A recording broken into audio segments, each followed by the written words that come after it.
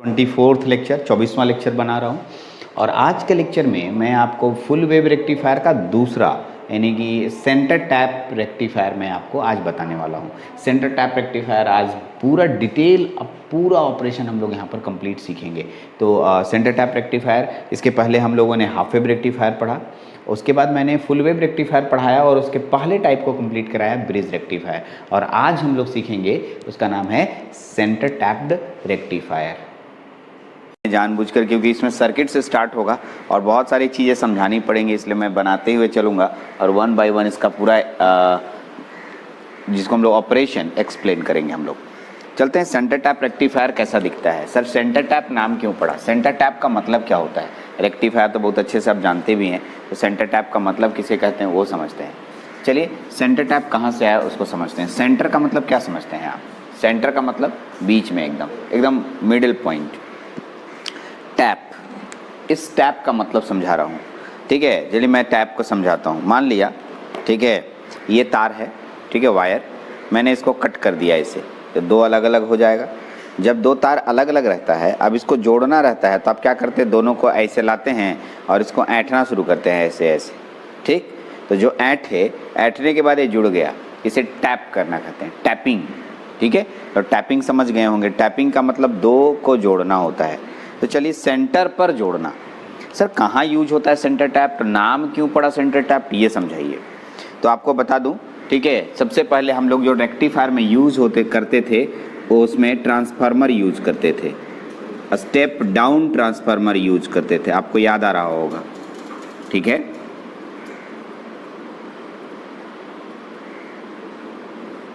Step down transformer. चलिए, तो इसी ट्रांसफार्मर में हमको टैपिंग करना है, ठीक है। ट्रांसफार्मर के दूसरे साइड के वाइंडिंग, जिसको हम लोग दूसरी भाषा में सेकेंडरी वाइंडिंग बोलते हैं, ठीक है, ये हमारा सेकेंडरी वाइंडिंग है, क्योंकि इधर हम लोग लोड लगाते हैं और मैंने प्राइमरी और सेकेंडरी वाइंडिंग समझाया है। तो सेकेंडरी वाइंडिंग में टैपिंग करेंगे। गिनिए कै बार है? एक बार लपेटे, दो बार, तीन बार, चार बार। कितनी बार लपेटे? चार बार। आपको ये पता रहता है कि आपने कितनी बार लपेटा है, करेक्ट। लपेटन संख्या आपको पता है। अब क्या करना है, जितनी बार लपेटन संख्या आपने दूसरे साइड के यानी सेकेंडरी वाइंडिंग साइड में किया है, उसको आधा आधा बांट दीजिए। तो चार में दो वाइंडिंग नीचे, दो वाइंडिंग ऊपर, बीच में तार को कट कर दीजिए। देखिए मैंने यहाँ से कट कर दिया। तार कट करके एक तीसरा तार लेना है और तीसरा तार यहाँ से जोड़ना है। देखिए ऐसे जोड़ दिया, टैपिंग किया, तीसरा तार, ठीक है। तो अब आपसे मैंने, अब आप पढ़िए क्या लिखा? Centre tapped. किसी भी ट्रांसफार्मर के दूसरे साइड के वाइंडिंग के सेंटर पर यदि कोई तार ला करके ऐड करके जोड़ दिया जाता है, तो इस तरह के जो बनेंगे सर्किट से, इस तरह के जो फोटो बने, उसको हम लोग सेंटर टैप बोले।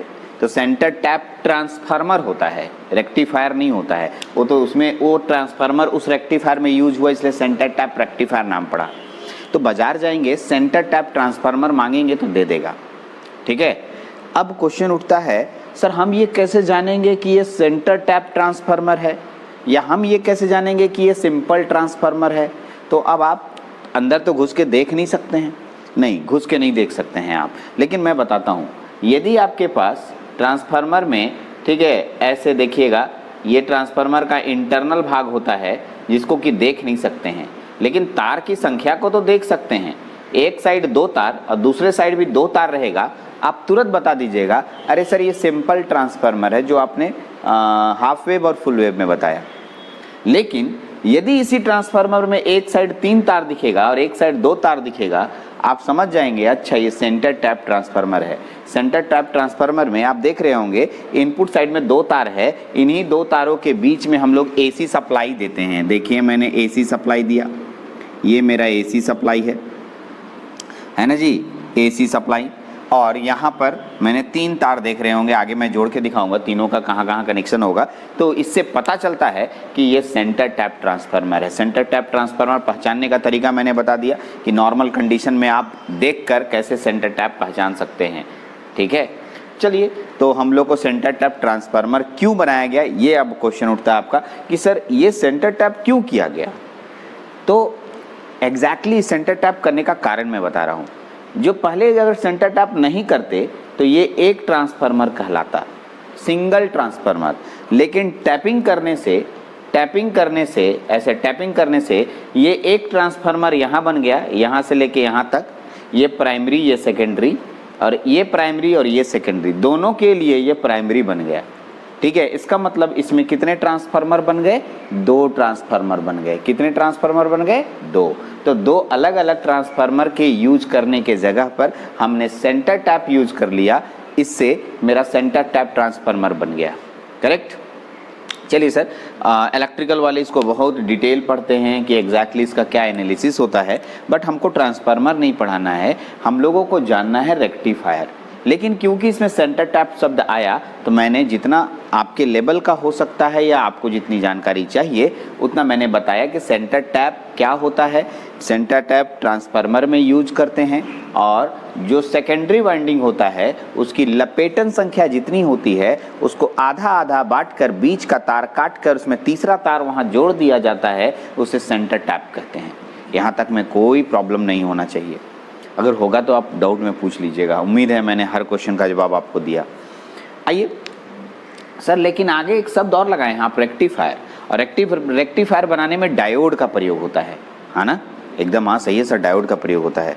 तो आप याद कीजिए सबसे पहले half wave rectifier. Half wave rectifier याद कीजिएगा तो आपको पता चला होगा सर, अरे भारती सर पढ़ाए थे कि हाफ वेव रेक्टिफायर में एक डायोड यूज होता है। कितना डायोड? एक डायोड। हाँ, याद आ गया। और दूसरा पढ़ाए थे ब्रिज रेक्टिफायर। ब्रिज रेक्टिफायर में कितना डायोड? तो आप बोलिएगा सर ब्रिज रेक्टिफायर में 4 डायोड यूज किए थे। अब हम लोग पढ़ने जा रहे हैं, उसका नाम है सेंटर टैप रेक्टिफायर। तो सेंटर टैप रेक्टिफायर में कितने डायोड? 2 डायोड। याद रखिएगा, कितने डायोड? 2 डायोड हम लोग सेंटर टैप रेक्टिफायर में यूज करेंगे। सेंटर टैप रेक्टिफायर में हम लोग 2 डायोड यूज करेंगे। एक डायोड हम लोग यहाँ लगाएंगे जो दिख रहा होगा आपको, ठीक है, और एक डायोड हम लोग यहाँ लगाएंगे। 2 डायोड हम लोग लगाएंगे, ठीक। और इन्हीं 2 डायोड को आगे जोड़ देना है। इसका डायोड ये हुआ रेड कलर से जो दिख रहा है वो डायोड है, ठीक है। आगे यहाँ से कनेक्शन कर देना है आपको। देखिए डायोड में क्या करना है, यहाँ से कनेक्शन करते हैं और इसको सिंपली ऐसे जोड़ देते हैं। देख लीजिए, ठीक है, जोड़ दिया मैंने। और इसी से बीच से एक तार लेते हैं, और आपके पास एक बिना लोड रेसिस्टेंस के तो काम चलेगा नहीं, इसीलिए लोड रेसिस्टेंस मैंने यहाँ पर मेंशन कर दिया। आप देख सकते हैं बहुत सिंपल मैंने बनाया है फोटो आपको याद रखने के लिए। ये लोड रेसिस्टेंस है, इजी वे में आप समझ सकते हैं कि ये सेंटर टैप ट्रांसफार्मर कैसा दिख रहा है, ठीक है। आप सेंटर टैप ट्रांसफार्मर को अच्छे से देख लीजिए। ये डायोड नंबर D1 कहलाएगा और ये डायोड नंबर D2 कहलाएगा और ये लोड रेसिस्टेंस RL कहलाएगा। इसमें करंट के डायरेक्शन को समझने के लिए आप दोनों का नाम जरूर दे दीजिए, क्योंकि करंट इधर जा रहा है या इधर जा रहा है, आप इधर उधर तो लिखिएगा नहीं एग्जाम में, इसलिए इसका नाम हम दे देते हैं। इसका नाम इलाहाबाद और इसका नाम बनारस, ठीक है, या इधर इलाहाबाद इधर बनारस कर दीजिए, एज यू विश, आपकी मर्जी है, ठीक है। नाम में कुछ नहीं रखा है, किधर भी रख सकते हैं। तो ये पूरा जो सर्किट बना, इसी सर्किट को हम लोग आज के बाद सेंटर टैप रेक्टिफायर बोलते हैं। एक बात इंपॉर्टेंट बताऊं कि सबसे पहले 3 ऑब्जेक्टिव क्वेश्चन निकले। हाफ वेव रेक्टिफायर में कितने diode? 1 diode. Full wave bridge rectifier में कितने diode? 4 diode. Centre tap full wave rectifier में 2 डायोड। ओके, इस तरीके से आपके पास ये पूरा सर्किट डायग्राम हुआ। अब सर ऑपरेशन बताइए। चलिए तो ऑपरेशन समझाने की कोशिश करता हूँ। ये पूरा सर्किट डायग्राम हुआ। अब मैं एक एक करके सर्किट ऑपरेशन पे बात करूँगा। तो मैं आगे बढ़ने जा रहा हूँ, ठीक है। CKT operation.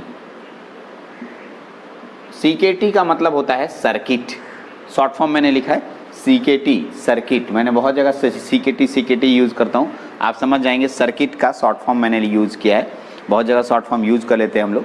सर्किट ऑपरेशन, इसके लिए सबसे पहले वही बात सर, जब आप AC सप्लाई देते थे तो 2 साइकिल पूरा एक लेते थे, उसमें आधा पॉजिटिव हाफ साइकिल और आधा नेगेटिव हाफ साइकिल। तो हम लोग सबसे पहले वही पढ़ेंगे, केस फर्स्ट, आराम से देखना है।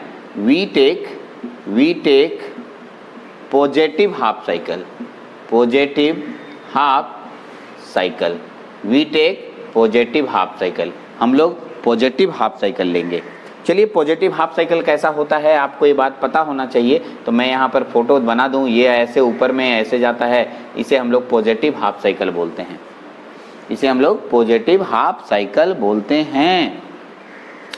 आइए सर इसका कैसा फोटो दिखेगा वो बताइए सर। तो देखिए यहाँ पर ये मेरा ऐसा हो गया ट्रांसफार्मर जो कि मैंने बनाया, यहाँ पर ऐसे ऐसे ऐसे ऐसे ऐसे बना दिया, यहाँ से टैपिंग हो गया और यहाँ से भी आगे निकल गए। यहाँ एक डायोड बना दिया आपने और यहाँ से ऐसे लोड रेसिस्टेंस बन गया और इसके साथ कनेक्टेड, यहाँ भी एक डायोड बन गया और इसके साथ ये कनेक्टेड। यहाँ पर 2 लाइन खींच दिए और ये मैंने AC सप्लाई दिया, लेकिन इस AC सप्लाई में हम लोग यहाँ जो ले रहे हैं वो ले रहे हैं पॉजिटिव हाफ साइकिल। देखिए ऐसा वाला ले रहे हैं, है ना, कोई दिक्कत नहीं, ये पॉजिटिव वाला ले रहे हैं। तो ये पॉजिटिव के कारण यहाँ भी पॉजिटिव बनेगा सर ऐसे, और यहाँ भी, क्योंकि 2 ट्रांसफार्मर में दोनों में जाएगा।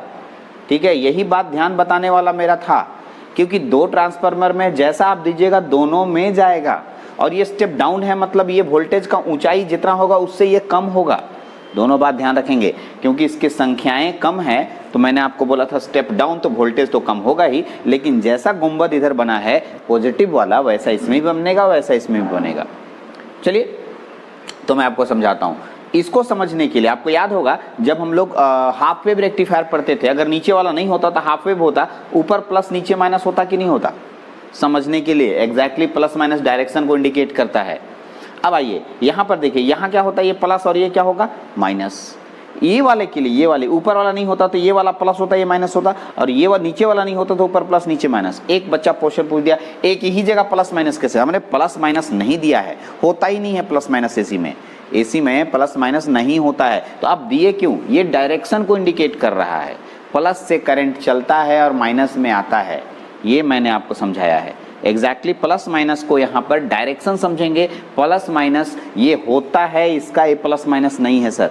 एग्जैक्टली बैटरी में जो प्लस माइनस होता है वो रियल प्लस माइनस है, उसके अकॉर्डिंग उसका भी, उसमें भी डायरेक्शन ही दिखाते हैं। बट यहाँ पर एक बार करंट इधर जाएगा, एक बार करंट इधर जाएगा, यहाँ पर प्लस माइनस का इंडिकेट, यहाँ पर यहीं पर 2 प्लस माइनस क्यों दे दिए सर। तो ये इसके इस सेक्शन के लिए यूज किया गया और ये इस सेक्शन के लिए यूज किया गया, वो सिर्फ डायरेक्शन को इंडिकेट करता है। और थोड़ी देर में आपको अपने आप एक हट जाएगा, देख लीजिएगा कैसे हटेगा वो मैं बताऊंगा। तो चलिए इस डायोड से हम डायोड नंबर D1 से पूछते हैं और डायोड नंबर D2 से पूछते हैं। डायोड D1 का ये एनोड वाला पोर्शन है और ये कैथोड वाला पोर्शन है। D1 से पूछे, एनोड का ये वाला टर्मिनल प्लस से जुड़ा है। आपको पिछला वाला याद रखना होगा, जब किसी डायोड का एनोड प्लस से जुड़ा होता है तो ये फॉरवर्ड बायस मोड में होता है। हाँ जी, और ये डायोड का देखिए एनोड किससे जुड़ा है, माइनस से, तो ये किस बायसिंग में होगा, रिवर्स बायसिंग में होगा। ठीक है, फॉरवर्ड बायसिंग में होगा और रिवर्स बायसिंग में होगा।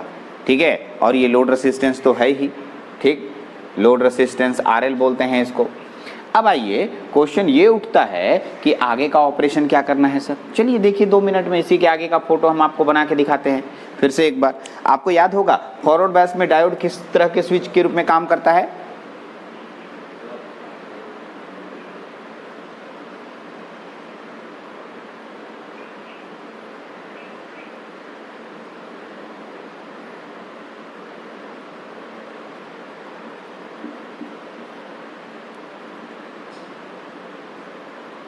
अब देखिए यहाँ डायोड हम नहीं बनाएंगे और यहाँ भी हम लोग डायोड नहीं बनाएंगे और सिंपली ऐसे जोड़ देंगे। अब एक बात बताइए, ठीक है, ये डायोड फॉरवर्ड बायस में है तो यहाँ जो स्विच होगा वो क्लोज स्विच की तरह काम करेगा। क्लोज स्विच का मतलब ऐसे बना देते हैं, ऐसे और ऐसे जोड़ देते हैं, क्लोज स्विच हो गया। और ये क्या है, लोड रेसिस्टेंस RL है ना, और यहाँ पर ओपन स्विच होगा।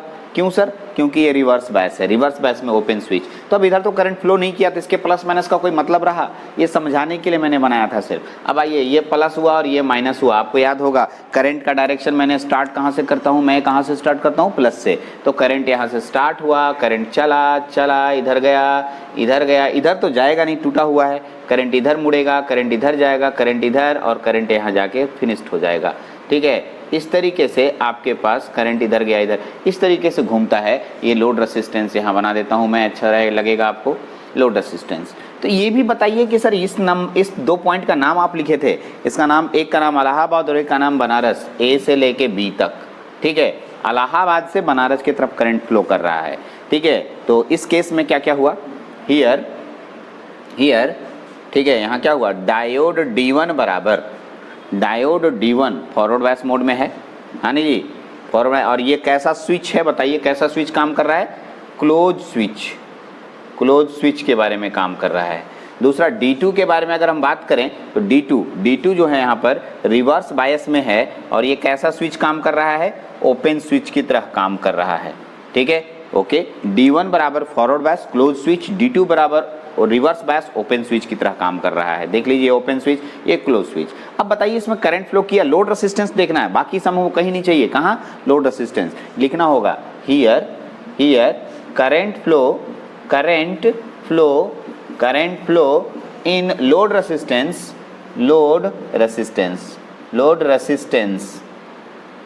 Current flow in load resistance through A to B, मतलब इलाहाबाद टू बनारस। ठीक है, from A to B, direction भी आपको मेंशन कर रहा हूं, A से B की तरफ करंट फ्लो किया। ये फर्स्ट केस आपके पास आया, फर्स्ट केस आपके पास दिखा। फर्स्ट केस के बाद हम अब सेकेंड केस पे बात करेंगे, तो अच्छे से फर्स्ट केस को नोट डाउन कीजिए। एग्जाम में आपको बनाने के लिए सिर्फ ये डायग्राम आएगा बनाने के लिए, बट ये डायग्राम रटना नहीं है। ये डायग्राम एग्जैक्टली कैसे काम करता है वो भी मैं आपको समझा रहा हूँ, जिससे कि आपको हेल्प हो जाए और आसानी से याद हो जाए। ठीक है, तो आप पहले इसको नोट डाउन कर लीजिए, उसके बाद मैं इसके केस नंबर 2 पे बात करता हूँ। मैं इसी में मैं दूसरा बना रहा हूँ, negative half cycle. Negative half cycle कैसा दिखता है आपको मालूम होगा, ऐसा वाला है, यहाँ छोड़कर नेगेटिव वाला है।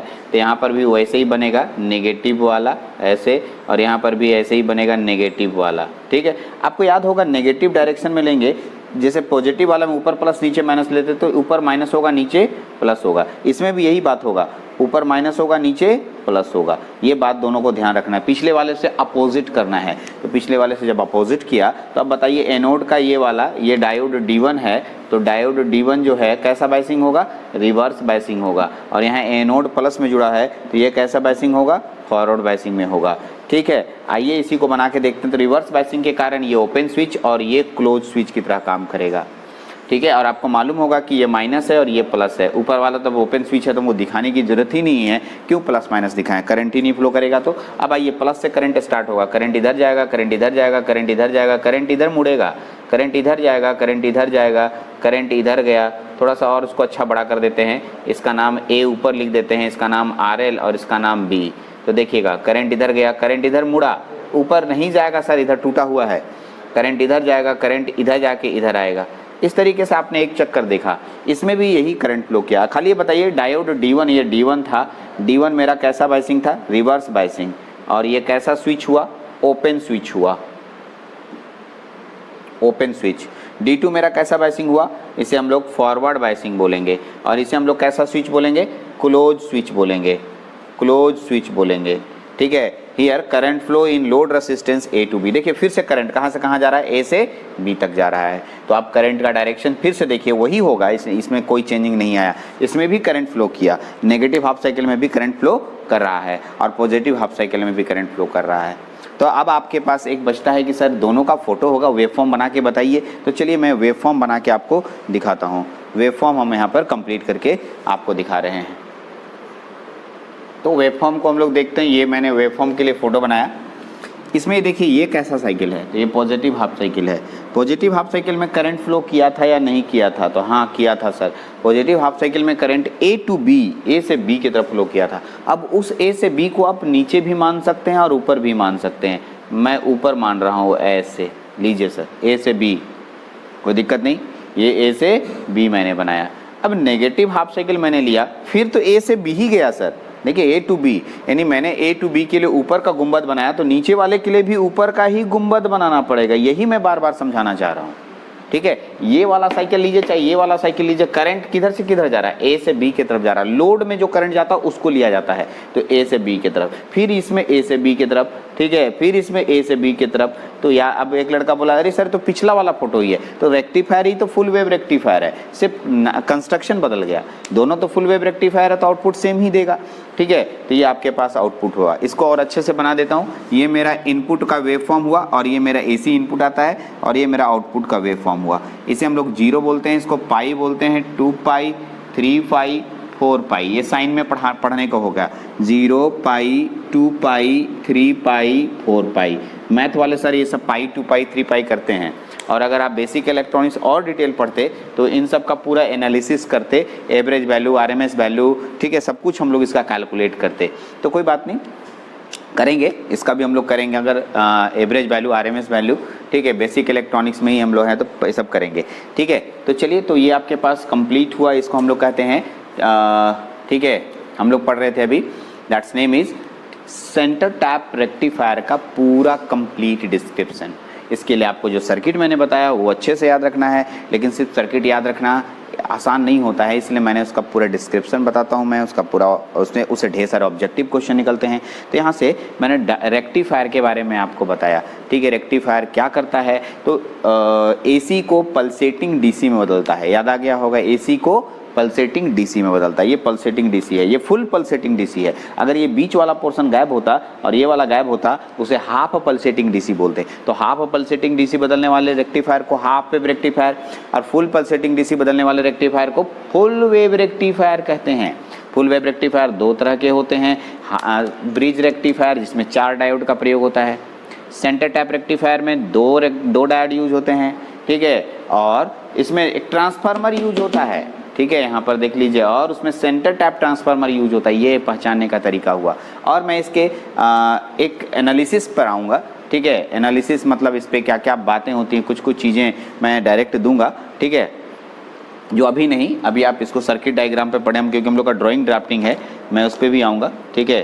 तो कोई बात नहीं, मैं बेसिक इलेक्ट्रॉनिक्स जब इसी लेक्चर को बेसिक इलेक्ट्रॉनिक्स में दूंगा तो उस समय मैं आराम से आपको कर दूंगा। तो बेसिक इलेक्ट्रॉनिक्स में भी यही लेक्चर जाने वाला है, ठीक है।